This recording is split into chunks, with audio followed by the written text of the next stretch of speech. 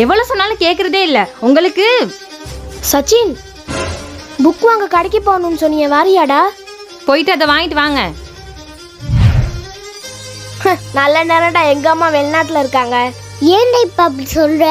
அதான் உங்க அம்மா உன்னைய போட்டு அந்த அடி அடிக்கிறாங்களே.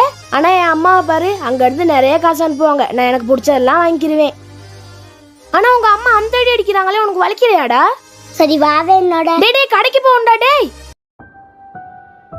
மம்மா, இவனுக்கு பசியா, சோறு கொஞ்சம் போட்டு கொடுங்களே. இந்தாப்பா சாப்பிடு. ஐயோ இருப்பா, தண்ணி எடுத்துட்டு வரேன். இப்போ உனக்கு புரியுதாடா? உங்க அம்மா வீட்டு கஷ்டத்துக்கு போயிருக்கலாம், ஆனா அவங்க நம்ம கூட இருக்க மாதிரி எப்பயுமே வராதுடா. அப்புறம் அம்மா அடிச்சு எனக்கு வலிக்கலையான்னு கேட்டியே, அவங்க அடிச்சா தானேடா எனக்கு வலிக்க. எப்பயுமே அம்மா அம்மா தான்டா.